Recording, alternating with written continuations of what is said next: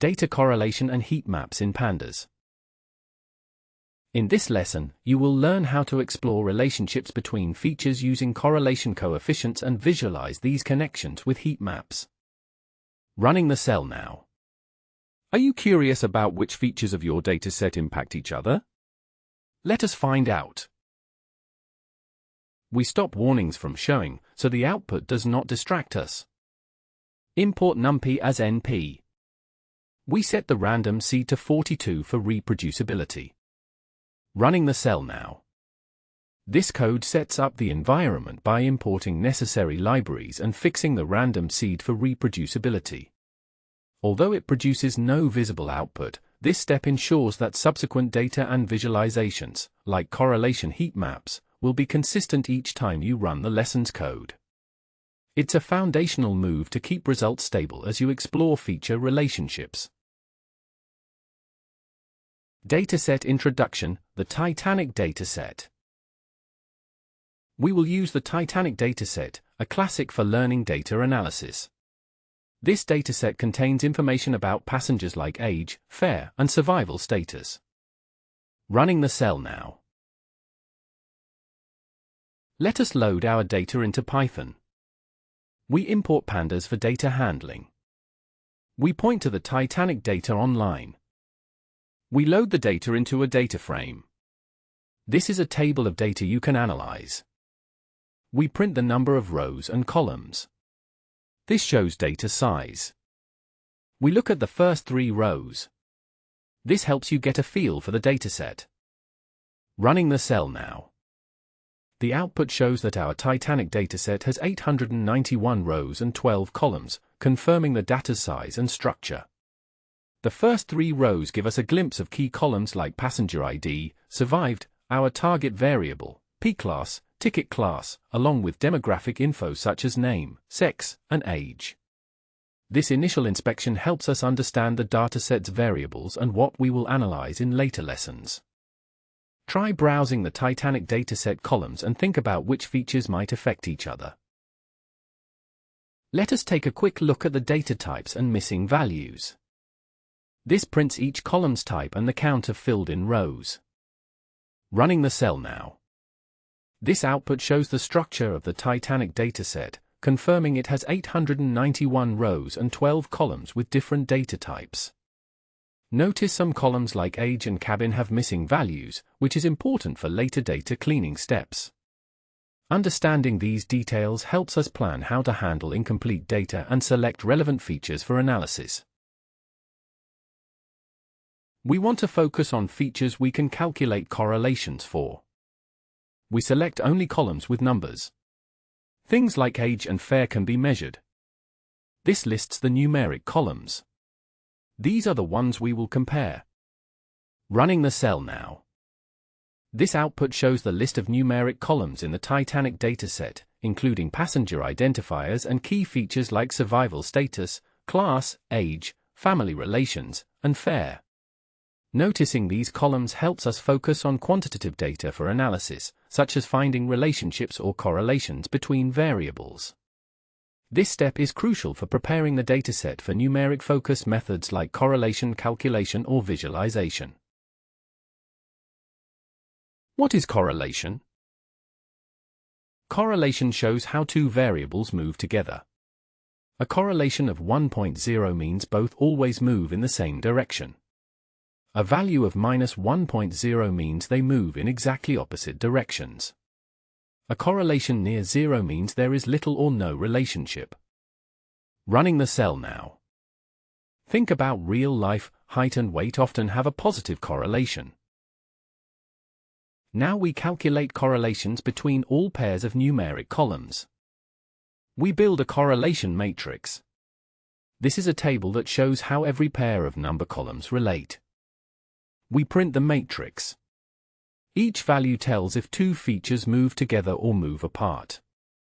Running the cell now. This correlation matrix shows how each numeric variable relates to the others, with 1 on the diagonal indicating perfect self-correlation. Notice that survived has a moderate positive correlation with fare, 0.26, and a negative correlation with P-class, -0.34, suggesting passengers in higher classes or paying higher fares were more likely to survive. This output helps us understand which factors tend to move together, aligning with the lesson's goal of interpreting correlation values to find meaningful relationships. If you see a value close to 1 or -1 in the table, you have found a strong relationship. We're going to identify which features have the strongest correlation with survival. Here, we print the correlation values of all features with survived, sorted from highest to lowest. Running the cell now.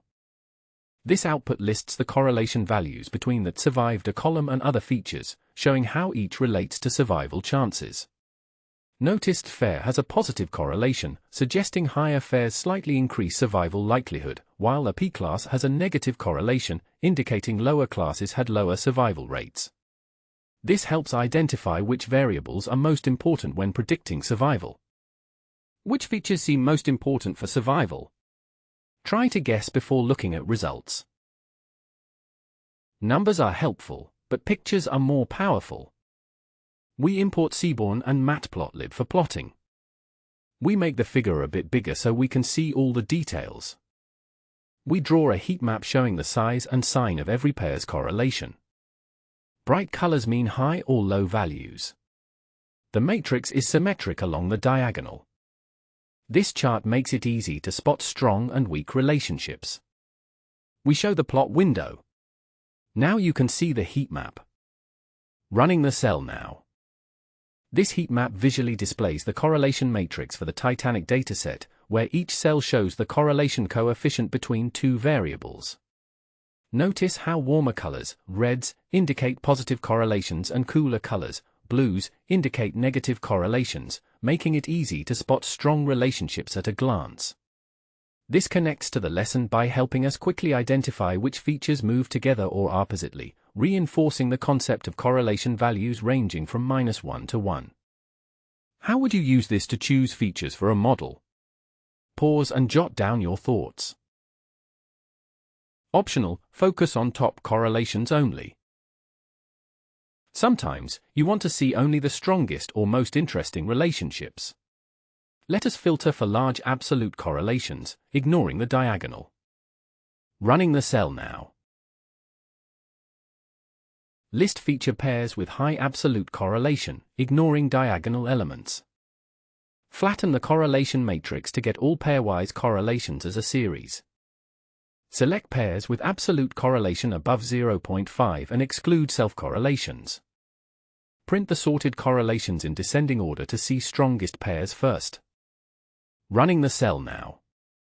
This output shows the strongest correlations filtered by an absolute value greater than 0.5, excluding self-correlations, the diagonal.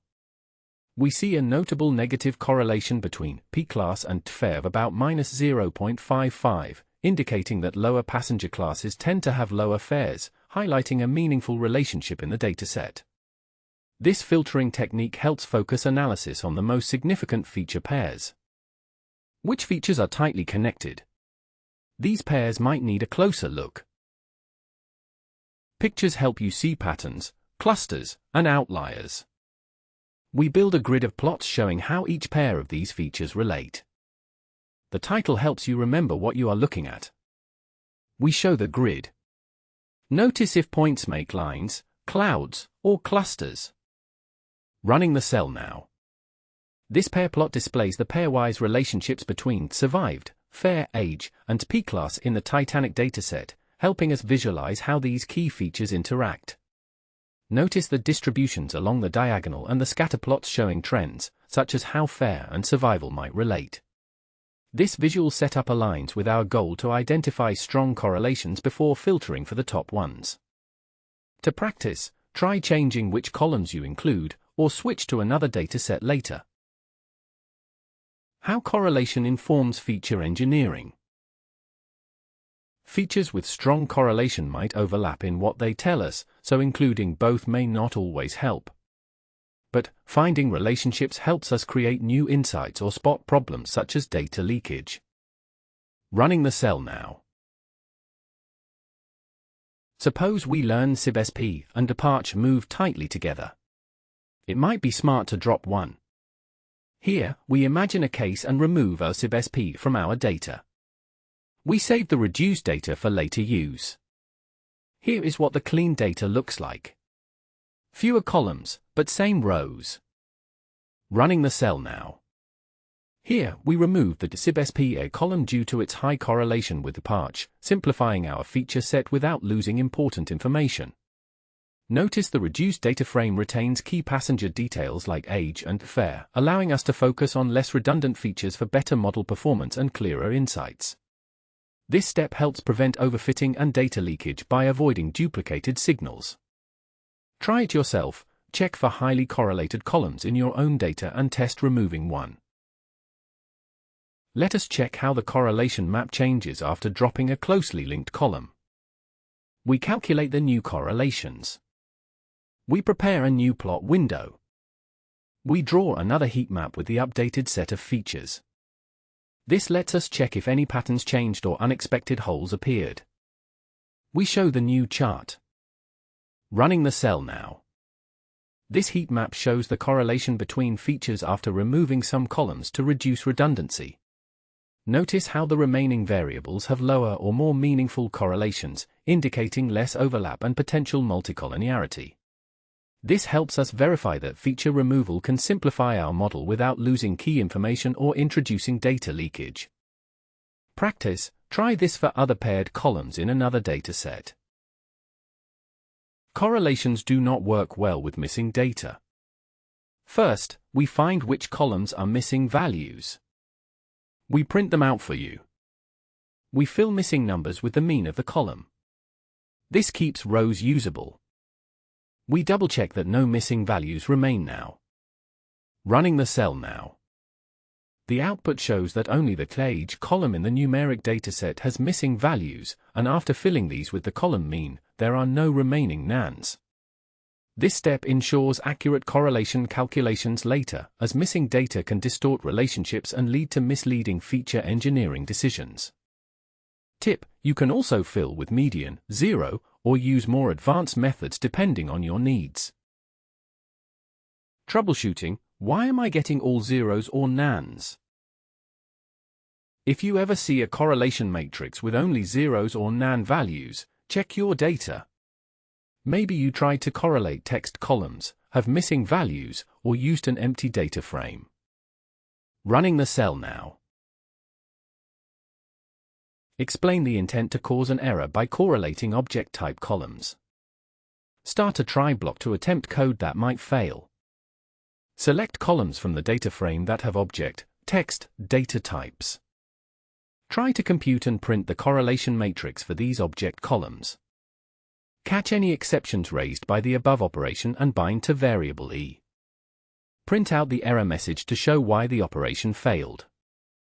Running the cell now. Here, the code tries to compute correlations on object type, text, columns, which leads to an error because correlation requires numeric data. Notice the error message indicating it can't convert a string to float. This highlights why correlating text columns directly isn't possible. This example stresses the importance of checking data types before running correlation to avoid all zeros, nans, or errors.